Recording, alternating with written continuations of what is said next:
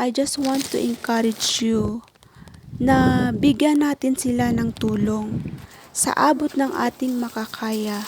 Dahil katulad din natin sila na nagugutom at nauuhaw. Tulungan natin sila na makakain kahit sa isang bisis o 2 bisis sa isang araw. Meron tayong mga pagkain na sobra at tinatapon lang naman natin ito. Pwede natin ibigay sa kanila habang ito ay hindi pa sira at panis.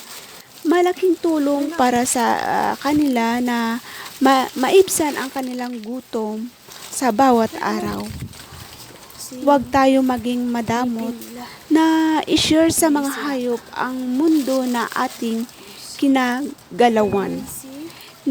Nilikha din sila ng Panginoon at deserve din nila na mabuhay katulad natin.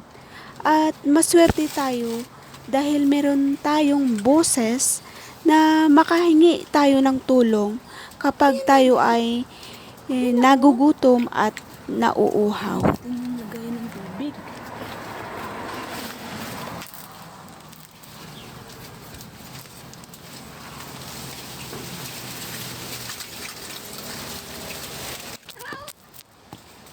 Natumba guys yung ating cellphone.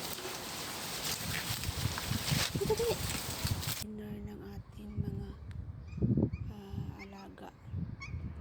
Hi, Bunso!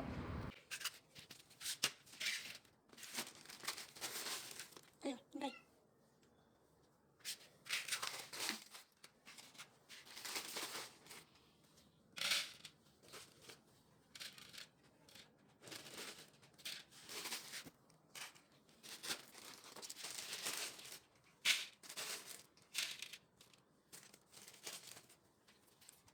Gusto ko ni Bunso. Hindi siya mabasa-basa. Gusto niya masabaw. Ayun ang Bunso. Dali. Yan, gusto niya masabaw. Gusto ni Bunso may kaldo. Ayan. Ayan ang Bunso. Bigyan din natin siya ng kaldo. Kaldo yan yung kay. Para kasi lumambot yung kanilang yung kanilang pagkain. Talaga natin kasi ito may anak to siya. Ito din may anak dun to. Ano Bunso? Bunso. Marbon. Binata na yan si Marbon. Ito naman si Bunso. Ano yan tsura niya ni Bunso?